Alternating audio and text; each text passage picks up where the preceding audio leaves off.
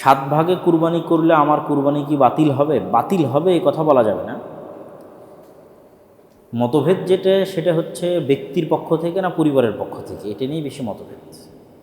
বাকি ভাগে কুরবানির পক্ষে অসংখ্য হাদিস আছে, যদিও কেউ কেউ সেগুলোকে সফরের সাথে খাস করেছে।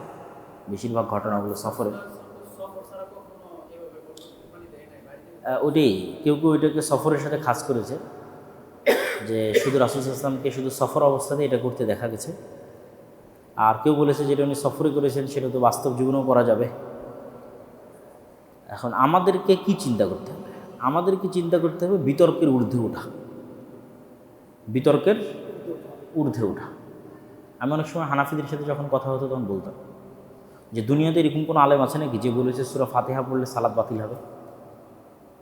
তর্ক বিতর্ক বাদ, তর্ক বিতর্ক করলে তো সারাদিনই করা যাবে। সেও দলিল দেবে, আমার দলিল দেবে। আমি জিজ্ঞেস করেছি কি যে এমন কোনো আলেম বলেছে কিনা যে সূরা ফাতিহা পড়লে সালাত বাতিল হবে? দুনিয়ার কোনো হানাফি আলেমও পাওয়া যাবে না যে বলবে যে সূরা ফাতিহা পড়লে কী হবে, সালাত বাতিল হবে। আচ্ছা, এরকম কোনো আলেম দুনিয়াতে আছে যে বলেছে সূরা ফাতিহা না পড়লে সালাত বাতিল হবে? হাজার হাজার আছে, হাদিসও আছে। তাহলে বিতর্কের ঊর্ধ্বে উঠা কি? সূরা ফাতিহা পড়লাম, হানাফি মাযহাবে তো সালাত বাতিল হচ্ছে না, কিন্তু না পড়লে তো আর একজনের কাছে বাতিল হয়ে যাচ্ছে।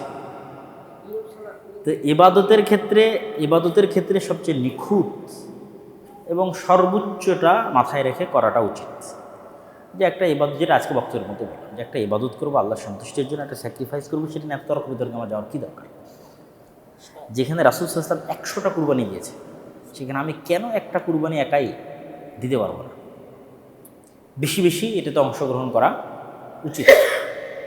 ফলত বিতর্কে আমি যেতে চাই না, আমি উদ্বুদ্ধ করতে চাই, আগ্রহী করতে চাই যে সবাই নিজ পরিবারের পক্ষ থেকে একটা পূর্ণাঙ্গ কুরবানি করে।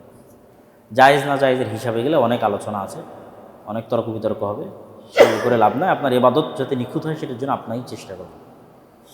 প্রায় সময় ইমাম সাহেব ফজরের সময় ঘুমন্ত অবস্থায় ইমাম সাহেবকে ডেকে দেওয়া হয়। ডাকবেন, ইমাম সাহেব যদি অ্যালার্ম দিয়ে থাকে তাহলে অ্যালার্ম দিবেন, অথবা আপনি যদি ডাকার প্রয়োজন মনে করেন ডাকবেন। ডাকতে হবে, বরং ডাকা উচিত। শুধু ইমাম সাহেবকে নয়, যারাই ফজরের সালাতে উঠবে তাদেরই উচিত যে আশেপাশে আর যারা থাকে তাদেরকে ডেকে যাওয়া। আমার নানাকে ছোটোবেলায় দেখতাম যে উনি যখন ফজরে উঠতো তখন মসজিদ পর্যন্ত যেতে যত বাড়ি পড়তো, এবং গ্রামগঞ্জে হয়তো এখনও কোনো কোনো জায়গায় কালচার থেকে আছে হয়তো, সব ডাকতে ডাকতে ডাকতে ডাকতে যেতেন সালাতের জন্য, ওঠার জন্য। এটাও তো আল আমর বিল মারুফ ওয়ান নাহি আনিল মুনকারের অংশ, সৎ কাজে আদেশ এবং অসৎ কাজে বাধা দেওয়ার অংশ। এবং এটা আমরা ছেড়ে দিয়েছি দেখেই তো সমাজে এত ফিতনা ফাসাদ এবং এত গুনাহ ছড়িয়ে পড়েছে। মানুষ যদি চিন্তা করতো যে না, সে লজ্জা শরম না পেয়ে এইটার প্রতি মানুষকে উদ্বুদ্ধ করবে এবং আহ্বান করবে, তাহলে এটা অনেক বড় ফজিলত এবং নেকির কাজ হবে। কোনো মুসলিম সন্দেহের বশবর্তী হয়ে যদি কোনো হাদিস মানতে অপারগতা প্রকাশ করে, তাহলে কি ইসলাম থেকে খারিজ হবে কিনা? প্রথম কথা হচ্ছে, হাদিস যদি একদম বিশুদ্ধ সহিহ হাদিস হয় এবং জয়ীফ হাদিস না হয়, এবং ইসলামের মৌলিক কোনো বিষয়ের সাথে সাংঘর্ষিক হওয়া তো বহুদূরের কথা, বরং ইসলামের মৌলিক স্তম্ভের সাপোর্টে হয়, তাহলে এই রকমের হাদিস অস্বীকার করলে অবশ্যই কাফের হয়ে যাবে, এবং এই রকমের হাদিসের উপর সন্দেহ উত্থাপন করলে অবশ্যই কাফের হয়ে যাবে। তো এটা এক্সাক্ট যদি জানা যেত যে কী ধরনের কোন হাদিস, তাহলে ওটা আরও স্পষ্ট করে বলা যাবে। আর আমরা আর কি প্রশ্ন নেব? অনেক জমা হয়েছে দেখতেছি। জি হ্যাঁ, করেন। আমার প্রশ্ন হচ্ছে, এই যে মিম্বারে জুমার খুতবার যে বিষয়টা, তিনবার আমিন আমিন করেছে, এখন এই মিম্বারে কোন স্তরে গিয়ে খুতবাটা ছিল? আর একটা হচ্ছে প্রশ্ন, আপনার এই যে আমরা মসজিদে সালাত আদায় করি, সেটা কি ওয়াকফাকৃত মসজিদ ছাড়া জুমার খুতবা হবে কিনা বা জুমার নামাজ পড়া যাবে কিনা? এটা আল্লাহর নবী সর্বোপর উপরেরটাতে থেকেই খুতবা দিতেন, এটার থেকেই খুতবা দিতেন। তারপরে আবু বকর রাদিয়াল্লাহু আনহু এই আল্লাহ রাসূলের সাল্লাল্লাহু সম্মানে ওটা তার দাঁড়ান নিয়ে নিচেরটাতে দাঁড়িয়েছে। তারপর ওমর রাদিয়াল্লাহু তাআলা আনহু আবু বকরের সম্মানে, যে ওখানে দাঁড়াতে ইতস্ত বোধ করেছেন যে এখানে এত বড় মানুষ দাঁড়াতো, আমি আর কোথায় দাঁড়াবো, নিচে দাঁড়াই দিয়ে তারপরে তার নিচে নামার সুযোগ নেই। এখন তারপরের যারা তারা সবাই এই স্তরে উঠেই খুতবা দিত, কিন্তু 3 স্তরের যে মেম্বার, এই মেম্বারের সর্বোচ্চটার উপরে উঠে রাসূলুল্লাহ খুতবা দিতেন, এটাই ইতিহাসে প্রমাণ পাওয়া যায়। এই আর কি। তো সেক্ষেত্রে সাহাবা ইকরাম যেটা করেছেন এবং ওটার উপর বাকি সকল সাহাবিরা অনুসরণ করেছেন এবং ফলো করেছেন, তো ওটা তো সমস্যা। এটা এরকমও জরুরি নয় যে না এটাতে বসেই খুতবা দিতে হবে আর উপরেটাতে দেওয়া যাবে না, এরকম জরুরি নয়। বরং সৌদি আরবের মসজিদগুলোতে আর এই কাঠের মেম্বার পাওয়া যায় না, নাকি তোরে নাই, কাঠের মেম্বার নাই বললেই চলে। সৌদি আরব মসজিদগুলোতে সিঁড়ি দিয়ে এই উপরে, ওই উপরে উঠে ওখান থেকে খুতবা দেয়, এই উপরে উঠে। সিজদায় কিংবা শেষ বৈঠকে মাতৃভাষায় আল্লাহর কাছে চাওয়া যাবে কি? মাতৃভাষায় চাওয়া যাবে না কেন?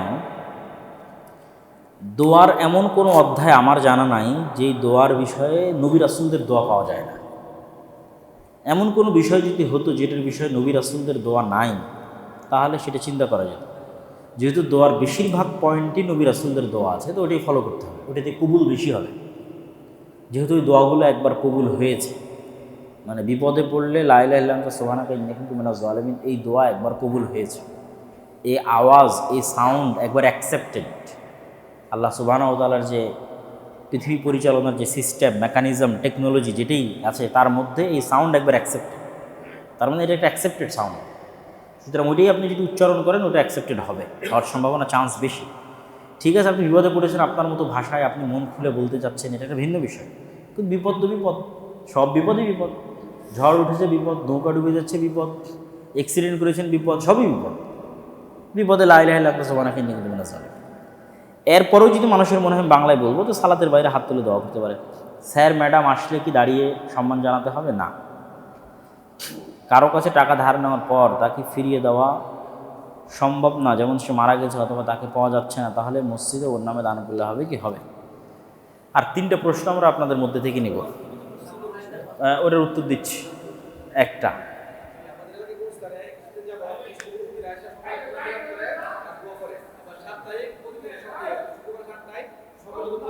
কোথায়?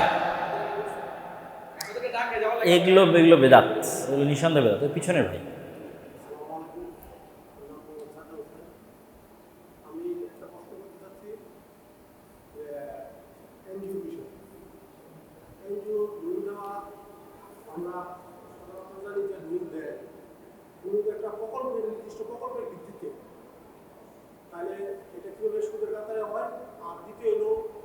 মুদ্রাস্ফীতির একটা ব্যাপার আছে।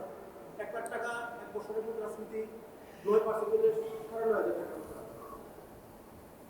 এটা কিভাবে? মুদ্রাস্ফীতি তো হয় সুদের কারণে। আপনি যেটাকে অসুখ বলতেছেন, যে যেহেতু মুদ্রাস্ফীতি হয় অতএব আমাকে সুদ বাড়াতে হবে, ওটাই তো অসুখ। এটাতে অ্যানালাইসিস করলে বোঝা যাবে যে আমি যেটাকে ওষুধ হিসেবে নিতে চাচ্ছি, যে যেহেতু মুদ্রাস্ফীতি হয় সেহেতু আমি পার্সেন্টেজ নিব। ঘটনা হচ্ছে মুদ্রাস্ফীতি হয় কেন? মুদ্রাস্ফীতি হয় সুদের কারণে। এটা অনেক লম্বা আলোচনা, এটা এইভাবে আপনার সাথে এই এক বাক্যে 1-2 বাক্যে বলা যাবে না।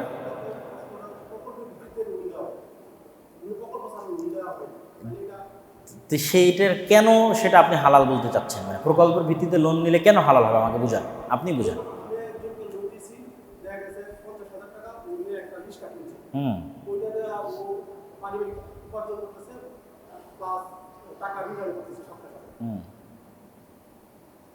তো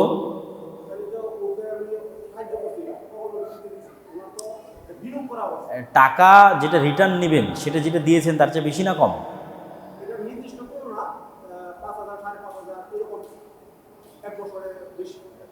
ওই তো টাকা যেটা দেওয়া হলো এবং দেওয়ার পর যেটা নেওয়া হচ্ছে এটাই যখন বেশি হবে তখন তো সেটার মধ্যে সুদ আসবে।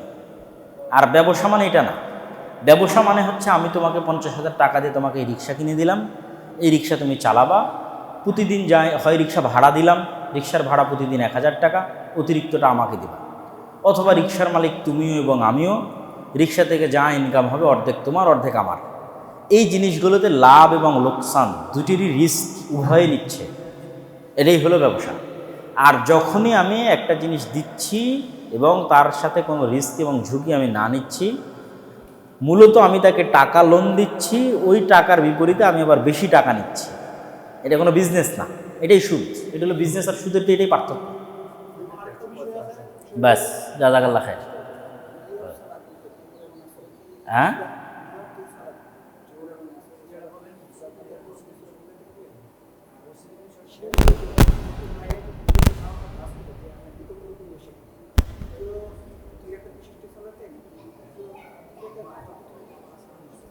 জেহেরি এবং সিররি সকল সালাতে সূরা ফাতিহা পড়তে হবে।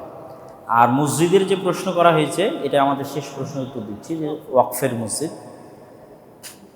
আমরা যখন ইউকেতে ছিলাম, যখন ইউরোপের ফ্রান্স, ইতালি, স্পেন এগুলো সব দেশে যখন গেলাম, তখন দেখলাম যে 90% মসজিদ ভাড়া। কেননা একটা ব্যক্তির সারা জীবনের ইনকাম দিয়েও একটা জায়গা কেনা সম্ভব, আর পুরো কমিউনিটির 20 বছরের ইনকাম দিয়ে একটা জায়গা কিনা হিমশিম খাবে। বাংলাদেশের মতো না যে একজন দান করে দিলে না। তো এইটা বলার কোনো সুযোগ নাই যে ওয়াকফ হলেই মসজিদ, না হলে মসজিদ নয়। ওয়াকফ করা উত্তম, এটা বলতে পারি, কিন্তু মসজিদ ভাড়াও মসজিদ। জুমা সারা পৃথিবী যেখানে 2 জনের বেশি মানুষ আছে সেখানে জুমার সালাত আদায় করা যায়, যেখানে 2 জনের বেশি মানুষ আছে সেখানে জামাত কায়েম করা যায়, এবং সেটাকেই মসজিদ হিসেবে ঘোষণা করে সালাত আদায় করা যায়। তবে ওয়াকফ হওয়া উত্তম, যেটা নির্ধারিত যে জায়গাটা হবে মসজিদের জন্য, যখন নির্ধারিত হয়ে গেছে এই মসজিদের জায়গা, কেউ আর মালিকানা দাবি করতেছে না, তখন ওয়াকফই করে দিতে হবে মসজিদের নাম। আমরা সবাই বৈঠক শেষে দোয়া পড়ে, আরও যদি কোনো প্রশ্ন থাকে পার্সোনালি যেতে যেতে উত্তর দেবো ইনশাল্লাহ। সুবহানাকা আল্লাহুম্মা ওয়া বিহামদিকা আশহাদু আল্লা ইলাহা ইল্লা আনতা আস্তাগফিরুকা ওয়া আতুবু ইলাইক। আসসালামু আলাইকুম। যে কেউই বিজ্ঞান বলেন, সায়েন্স বলেন, টেকনোলজি বলেন, সর্বোচ্চ স্তরেও যদি পৌঁছে যায়, হ্যাক করতে পারবে কিনা আসমানি নিজামকে। যেমন আমাদের সাইবার সিকিউরিটির মধ্যে আমার মোবাইলকে হ্যাক করে আরেকজন নিয়ে চলে যাবে, আমার সব তথ্য পাচার হয়ে যাবে, আমার মোবাইল আরেক জায়গায় বসে চালাবে, ঠিক আছে। রোবটের কন্ট্রোল বলেন, এআই এর কন্ট্রোল বলেন, সব কিছু হ্যাক করা যায়। তো তোমরা আসমানি নিজামকে হ্যাক করো।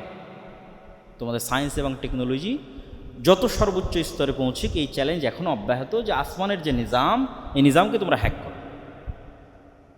হ্যাক করে সূর্য এবং চন্দ্র যেভাবে চলতেছে এদের চলার পথকে চেঞ্জ করে দাও, যদি সম্ভব হয়। যদি না পারো, তাহলে এই চলাকে যিনি নিয়ন্ত্রণ করতেছে তাকেই মেনে নিতে হবে। এইগুলোই হচ্ছে ইব্রাহিম আলাইহিসসালাতু ওয়াসসালামের দাওয়াতের স্ট্র্যাটেজি এবং থিওরি। যখন পিতার সাথে শত্রুতা, জনগণের সাথে শত্রুতা, বাদশার সাথে শত্রুতা, একটার পর আরেকটা ঘটতে থেকেছে। উনি সত্য পেয়েছে, প্রথমে পিতাকে দাওয়াত দিয়েছে, জনগণকে দাওয়াত দিয়েছে, ওখান থেকে বাদশার কাছে গেছে। সবাই যখন শত্রু হয়ে গেছে, তখন ওনার আর বাঁচার কোনো রাস্তা নেই। তখন সেই ঐতিহাসিক ঘটনা, যেটা সবাই জানি আমরা, যে বাদশাহ বলল, অনসুরু আলিহাতাকুম, এ তোমাদের ইলাহের শত্রু, তোমাদের রবের শত্রু, একে ধ্বংস করতে হবে, আগুন জ্বালাও। এবং আগুন প্রজ্বলিত করে ইব্রাহিম আলাইহিসসালাতু ওয়াসসালামকে সেখানে নিক্ষেপ করা হলো। আল্লাহ বললেন, কুলনা ইয়া নারু কুনি বারদাম ওয়া সালামান আলা ইব্রাহিম। আল্লাহ আগুনকে বললেন, তুমি আজকে ইব্রাহিমের জন্য ঠান্ডা শীতল হয়ে যাও।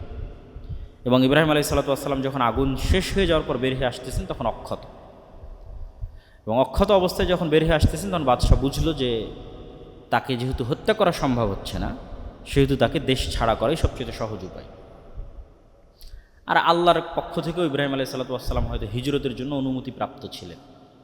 সকল নবী এবং দায়ীর জীবনে হিজরত একটা পার্ট। তো ইব্রাহিম আলাইহিসসালাতু ওয়াসসালাম হিজরত করলেন ইরাক থেকে ফিলিস্তিন, শাম, সিরিয়া। আজকের ফিলিস্তিন এবং আজকের সিরিয়া এক নামেই পরিচিত, সেই নামটা হচ্ছে শাম। শামে হিজরত করলেন, ফিলিস্তিনে হিজরত করলেন। এই জন্য মুহাম্মদ সাল্লাল্লাহু আলাইহি ওয়াসাল্লাম বলেছেন, কিয়ামতের পূর্ব মুহূর্তে হক থাকবে কোথায়? যেখানে আমার পিতা ইব্রাহিম হিজরত করে গেছিলেন। এক জায়গায় মুহাম্মদ সাল্লাল্লাহু আলাইহি ওয়াসাল্লাম হিজরত করে গেছে, সেটা হচ্ছে মদিনায়, ওখানে কিয়ামত পর্যন্ত হক থাকবে। আর এক জায়গায় মুহাম্মদ সাল্লাল্লাহু আলাইহি ওয়াসাল্লামের পিতা ইব্রাহিম আলাইহিস সালাম হিজরত করেছেন শাম, ওখানে কিয়ামত পর্যন্ত হক থাকবে এবং হকের অনুসারীরা থাকবে, আজও আছে। তো ইব্রাহিম আলাইহিসসালাতু ওয়াসসালাম যখন শামে গেলেন, কখন কোথায় কিভাবে বিবাহ হলো তার বিস্তারিত বর্ণনা কোরআন এবং হাদিসের মধ্যে পাওয়া যায় না। সরাসরি স্ত্রীর সাথে ঘটনা শুরু। তো বিবাহ যখন বাপের সাথে ছিলেন তখনও হয়ে থাকতে পারে, যখন ফিলিস্তিনে আসছেন তখনও হতে পারে। সারা আলাইহাসসালাতু ওয়াসসালাম হচ্ছেন ইব্রাহিম আলাইহিসসালাতু ওয়াসসালামের প্রথম স্ত্রী। আর মিশর আর এই ফিলিস্তিনের কানেকশন হচ্ছে ঐতিহাসিক, 5000 বছরেরও পুরাতন কানেকশন। এই রাস্তা, এই পথ ওই একই পথ যে পথে ইব্রাহিম আলাইহিস সালাম এখন চলতেছে, ওই সেম পথে মুসা আলাইহিস সালাম পালিয়ে গেছিলেন। আবার একবার পালিয়ে গেছিলেন ফেরাউনের ভয়ে জীবন বাঁচাতে, আর একবার পালিয়ে গেছিলেন দলবল বানু ইসরায়েল সহ শাম বা ফিলিস্তিন আশ্রয় নিতে। ওই একই পথে এখন ফিলিস্তিন এবং গাজার মানুষ ত্রাণ নেওয়ার জন্য মিশরে যায়, একই রাস্তা। ওই একই রাস্তায় ইব্রাহিম আলাইহিস সালাম হয়তো ফিলিস্তিনে কোনো দুর্ভিক্ষের কারণে খাদ্য সংগ্রহের আশায় মিশর যাচ্ছিলেন। যেই ঘটনা সহিহ বুখারীতে এসেছে যে জালেম বাদশাহ নারীদের প্রতি তার ছিল লোলুপ দৃষ্টি, আর বুখারীর ইবারত অনুযায়ী সারা আলাইহিস সালাম ছিলেন তৎকালীন বিশ্বের সবচেয়ে সুন্দরী নারী। কিছু কিছু মুফাসসির লিখেছেন হাওয়া আলাইহিস সালামের পরে কিয়ামত পর্যন্ত এত সুন্দরী নারী আর আসেনি অথবা আসবে না, সারা আলাইহিস সালাম যত সুন্দর ছিলেন। তো যখন জালেম বাদশার দৃষ্টি তার দিকে পড়ল, লম্বা ঘটনা, তিনি জালেম বাদশার কাছে গেলেন, তার কাছে সময় চাইলেন সালাত এবং অজুতে দাঁড়ালেন, অজু করে সালাতে দাঁড়ালেন এবং আল্লাহর কাছে বললেন, হে আল্লাহ, আমি যদি আপনার প্রতি এবং আপনার নবী ইব্রাহিমের প্রতি ঈমান আনয়ন করে থাকি, ও আহসান তুফারজি, আর আমার লজ্জা স্থানের হেফাজত করে থাকি, ফালা তুসাল্লিত আলাইয়াল কাফের, তাহলে আজকে এই কাফেরকে আমার উপর চাপিয়ে দিয়েন না, আমার উপর বিজয় করিয়েন না। তো সাথে সাথেই সে প্যারালাইজড অবস্থায় পড়ে গেল এবং হাত পা মাটিতে আঘাত করতে লাগলো, ছটপট করতে লাগলো এবং সারাকে বলতে লাগলো, তুমি আমাকে বাঁচাও। এবং সারা আলাইহিস সালামও বুঝলেন এই যদি মারা যায় তাহলে জনগণ মনে করবে আমি হত্যা করেছি। তখন তিনি আবার আল্লাহর কাছে দোয়া করলেন। তো পরপর এই ঘটনা 3 বার ঘটছে, তথা সে তার খারাপ কাজের দিকে এগিয়ে যাচ্ছে, সারা আলাইহিস সালাম দোয়া করছেন, সে উল্টে পড়ে যাচ্ছে, আবার সে অনুনয় বিনয় করে কান্নাকাটি করে চাচ্ছে আমাকে বাঁচাও, সারা আলাইহিস সালাম আবার আল্লাহর কাছে দোয়া করছেন, আবার সে সুস্থ হয়ে যাচ্ছে, আবার সে এগিয়ে যাচ্ছে সারা আলাইহিস সালামের দিকে। তো ঘটনা এরকম 3 বার। তো এখানে যেটা বোঝা যায় যে সারার সাথে আল্লাহ সুবহানাহু ওয়া তাআলার যে কানেকশান, এটা এতটা ডাইরেক্ট কানেকশান যে উনি মুখ দিয়ে যখন যেটা উচ্চারণ করতেছেন সাথে সাথে ওটা বাস্তবায়ন হয়ে যাচ্ছে। আল্লাহ সুবহানাহু ওয়া তাআলার কিছু কিছু বান্দা এই স্তরে পৌঁছে যায়, যেই স্তরে পৌঁছে গেলে তার মুখ দিয়ে যেটা উচ্চারিত হয় ওটা বাস্তবায়ন করা আল্লাহর জন্য লাজিম হয়ে যায়। আল্লাহ সুবহানাহু ওয়া তাআলা ওটা করা তার নিজের জন্য আত্মসম্মানের মাধ্যম মনে করেন, যে আমার এই বান্দা এটা বলেছে, এটা না করা মানে আল্লাহ সুবহানাহু ওয়া তাআলা আত্মসম্মানে আঘাত লাগা। এই রকম নিকটতর স্থানে আল্লাহ সুবহানাহু ওয়া তাআলার পৌঁছে যায় দুনিয়ার কিছু মানুষ, ওই রকম তিনিও একজন। তো বাদশাহ যখন বুঝলো যে না, এনার আমি কোনো ক্ষতি করতে পারবো না, তখন সে তার কাছে যে সমস্ত মহিলারা ছিল তাদের মধ্যে সবচেয়ে ভালো, সবচেয়ে উন্নত বংশের, সবচেয়ে অভিজাত বংশের, হয়তো কোনো যুদ্ধের সময় বন্দি অবস্থায় তার কাছে ছিল, হাদিয়া হিসেবে হাজরা আলাইহিস সালামকে সারা আলাইহিস সালামের সাথে দিলেন, ইব্রাহিমের সাথে। আর যেহেতু সারার গর্ভে কোনো সন্তান ইব্রাহিমের ছিল না, সেহেতু সারার সম্মতিতে ইব্রাহিম আলাইহিস সালাম দ্বিতীয় বিবাহ করলেন হাজরা আলাইহিস সালাম সন্তানের আশায়। এবং প্রথম সন্তান যখন হয়, বিভিন্ন ইতিহাসবিদের মতে যে ইসমাইল আলাইহিস সালাম যখন হয় তখন ইব্রাহিম আলাইহিস সালামের বয়স 80 বছর প্লাস, যেটা কোরআন মাজিদেও এসেছে যে আলহামদুলিল্লাহিল্লাযী ওয়াহাব আলী, ওই সত্তার আমি প্রশংসা করছি যে সত্তা আমাকে বার্ধক্য বয়সে আলাল কিবার ওয়াহাব আলী ইসমাইল ও ইসহাক, আমাকে ইসমাইল এবং ইসহাক দিয়েছেন আমার বার্ধক্য অবস্থায়, বৃদ্ধ অবস্থায়। তো প্রথমে ইসমাইল, তো যে স্ত্রীর সন্তান হয় তার প্রতি স্বাভাবিকভাবেই স্বামীর ভালোবাসা এবং আগ্রহ বাড়ে, সন্তানের প্রতি আদর এবং যত্ন এবং স্নেহ বাড়ে। তো এবং মেয়েদের স্বভাবজাত স্বভাব হচ্ছে তারা একটু হলেও স্বামীর যে ভালোবাসা, এই ভালোবাসা যখন ভাগ হয় তখন ঈর্ষান্বিত হয়, এটা স্বাভাবিক, জন্মগত। রাসূল সাল্লাল্লাহু আলাইহি ওয়াসাল্লামের স্ত্রীরাও হয়েছে। তো এইটার সমাধান কল্পে আল্লাহর আদেশে, এবং এটার পিছনে আল্লাহর হিকমা ছিল, আল্লাহর আদেশে ইব্রাহিম আলাইহিস সালাম হাজেরাকে এবং তার সন্তান ইসমাইলকে রেখে আসলেন 1200 কিলোমিটার, তথা প্রায় 1 থেকে 1,500 কিলোমিটারের দূরত্বের পথ মক্কা। লোকেশন আল্লাহ সুবহানাহু ওয়া তাআলা সেট করে দিয়েছে, ওইটাই আল্লাহর হিকমা, যে ইব্রাহিমের এক সন্তান আবাদ করবে মসজিদে আকসা, আর ইব্রাহিমের আর এক সন্তান আবাদ করবে বাইতুল্লাহ কাবা, আর কিয়ামত পর্যন্ত যত নবী আসবে এই 2 সন্তানের বংশে আসবে। এইটাই আল্লাহর পূর্ব নির্ধারিত সিদ্ধান্ত ছিল, কিন্তু সেটাই তিনি ঘটাচ্ছেন এত কিছুর মধ্যে দিয়ে, এত উত্থান পতনের মধ্যে দিয়ে সেটা ঘটতেছে। তো ইসমাইল এবং হাজেরা আলাইহিস সালামকে যখন মক্কায় 1200 কিলোমিটার দূরে রেখে আসতেছেন, তখন সহিহ বুখারীর ইবারতে ইব্রাহিম আলাইহিস সালাতু ওয়াস সালাম ফেরত আসতেছেন এবং হাজেরা আলাইহিস সালাতু ওয়াস সালাম তাকে বারবার জিজ্ঞেস করছেন, আইনা তাযহাব আনতা ইব্রাহিম, আপনি কোথায় যাচ্ছেন হে ইব্রাহিম? তখন তিনি কোনো উত্তর দিচ্ছেন না। যখন উত্তর দিচ্ছেন না তখন তিনি বাধ্য হয়ে বললেন, আল্লাহ আমারাক, আল্লাহ কি আপনাকে আদেশ দিয়েছে? তখন ইব্রাহিম আলাইহিস সালাম বললেন, হ্যাঁ, আল্লাহ আমাকে আদেশ দিয়েছে। তখন হাজেরা বললেন, ফালা ইউদাইয়ানা আল্লাহ আবাদা, যদি আল্লাহর আদেশ হয় তাহলে আমাদের হেফাজতের জিম্মেদারির দায়িত্ব আল্লাহর, তাহলে আমাদেরকে আর ধ্বংস এবং ক্ষতি কেউ করতে পারবে না, তাহলে এইটা নিয়ে আমি আর চিন্তা করতেছি না। কেননা এটা এমন এক ওয়াদি, এমন এক উপত্যকা, ওই হাদিসের ইবারতের মধ্যে আছে লাইসা ফিহি ইনসুন ওয়ালা শাই, এই উপত্যকায় মানুষ তো নাই ওয়ালা শাই, কিছুই নাই, পশু পাখি জীব জন্তু জানোয়ার গাছপালা কিচ্ছু না। অন্তত বাংলাদেশের মতো কোথাও রেখে গেলে গাছপালা থাকতো, গাছপালা থাকলে জঙ্গল থাকতো, জঙ্গল থাকলে পশু প্রাণী থাকতো, কিন্তু এটা তো রাখা হচ্ছে ধুধু মরুভূমির মধ্যে, হাজার হাজার কিলোমিটার আশেপাশে মরুভূমি, তাহলে মরুভূমিতে গাছপালা হয় না। যেহেতু মরুভূমিতে গাছপালা নাই এবং জনবসতি নাই, সেহেতু পশু প্রাণীও নাই। তো লাইসা ফিহি ইনসুন ওয়ালা শাই, মানুষও নাই, কিছুই নাই, এমন উপত্যকা রেখে যাচ্ছে।